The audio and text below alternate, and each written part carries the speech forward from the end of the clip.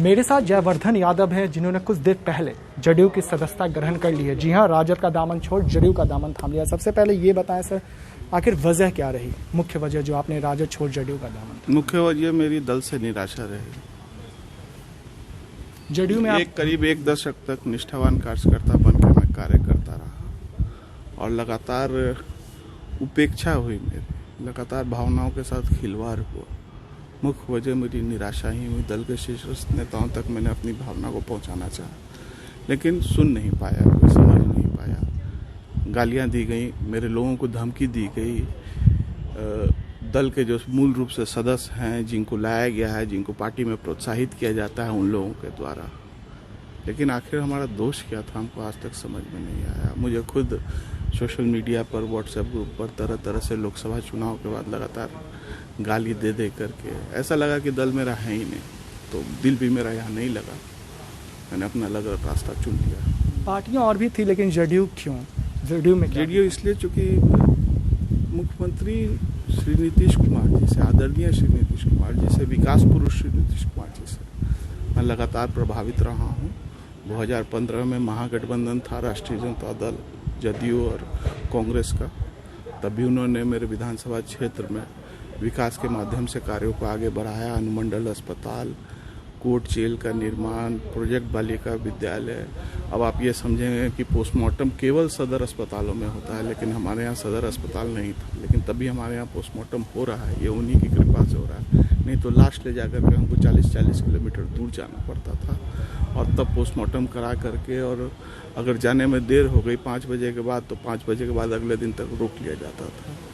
लेकिन ये उन्हीं की कृपा हुई, पोस्टमार्टम चालू हुआ।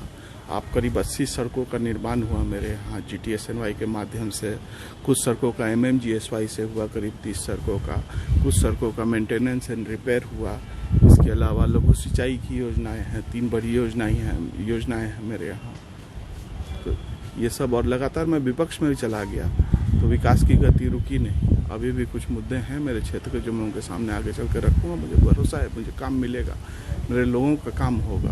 एक सवाल ये भी है कि राजद के नेता कहते हैं कि राजद गरीबों की पार्टी है, लेकिन जो भी नेता वहां से छोड़कर दूसरे दल में जा रहा है, वो कह रहा है व्यवसायियों की पार्टी बन चुकी है राजद। देखिए, हर दल का अपना मूल नीति सिद्धांत होता है।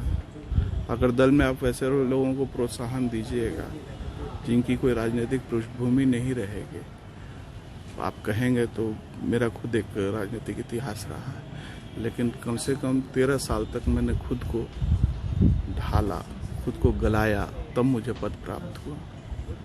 ये मेरे, आप चाहें तो मेरे विधानसभा क्षेत्र में पता कर सकते हैं। आखिरी सवाल, जब दल के मूल सिद्धांत से आप हट जाकर, मानवीयता के मूल सिद्धांत से आप हट करके और ऐसे लोगों को आप बढ़ावा दीजिएगा, तो यही होगा। यही जो परसेप्शन है वो यही बनेगा, जो लोग समझेंगे वो यही समझेंगे।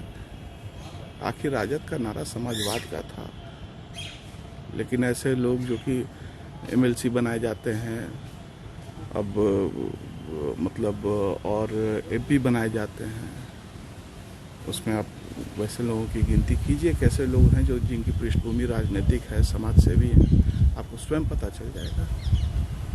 आखिरी सवाल ये है कि अब आपने जदयू का दामन थाम लिया, क्या रणनीति रहेगी पार्टी के लिए, और आप भी एक युवा हैं, युवाओं के लिए क्या रणनीति? मैं निष्ठा से एक साधारण कार्यकर्ता बन करके जनता दल यू में पसीना बहाऊंगा।